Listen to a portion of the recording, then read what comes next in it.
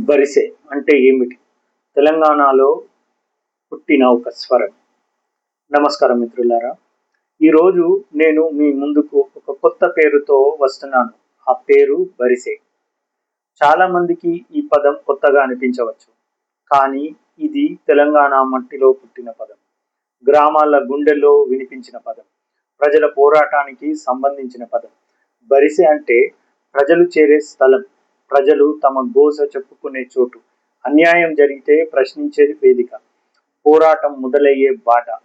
పాత తెలంగాణలో ఊరిలో సమస్యలు వచ్చినప్పుడు, అట్టడుగు వాళ్ళు గొంతు వినిపించాల్సినప్పుడు ప్రజలు ఒక చోట చేరే మాట్లాడుకునే స్థలం ఉండేది. అదే భావం బరిసె. ఇది కేవలం యూట్యూబ్ ఛానల్ కాదు. ఇది ప్రజల ప్రశ్న. ఇది తెలంగాణ గుండె చప్పుడు. ఇది అట్టడుగు మనిషి గోస. ఇది నిజం మాట్లాడే వేదిక. ఈ రోజు రాజకీయాల్లో ప్రజల సమస్యల కంటే ప్రచారం ఎక్కువైపోయింది. కానీ సామాన్యుడి జీవితం మారిందా? యువకులకు ఉద్యోగాలు వస్తున్నాయా? రైతు బాగుపడ్డాడా? ప్రభుత్వ హాస్పిటళ్లు మెరుగుపడ్డాయా?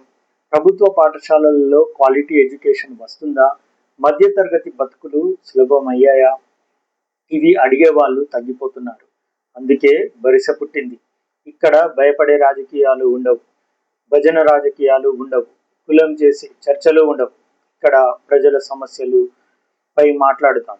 తెలంగాణ రాజకీయాలపై ప్రశ్నిస్తాం. నిజాలు చెప్పడానికి ప్రయత్నిస్తాం. అట్టడుగు వర్గాలు గొంతుకగా నిలుద్దాం. మన తెలంగాణలో డప్పు కొట్టిన చరిత్ర ఉంది. పోరాటం చేసిన చరిత్ర ఉంది.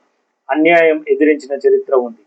కానీ ఇప్పటికీ చాలా మంది ప్రజల సమస్యలు ఎవరికి కనిపించడం లేదు. ఒకవైపు వేల కోట్ల ప్రాజెక్టులు, మరోవైపు ఉద్యోగాల కోసం తిరిగే యువత. ఒకవైపు పెద్ద పెద్ద సభలు, మరోవైపు నీళ్లు, హాస్పిటల్ ఫీజుల కోసం ఇబ్బంది పడే ప్రజలు. ఇవన్నీ మాట్లాడాల్సిన అవసరం ఉంది. అందుకే బరిసె కేవలం ఛానల్ కాదు. ఇది ప్రజల పక్షం, ప్రశ్నించే తెలంగాణ పక్షం. మన మాట మనమే మాట్లాడుకోవాలి. మన గోస మనమే వినిపించాలి.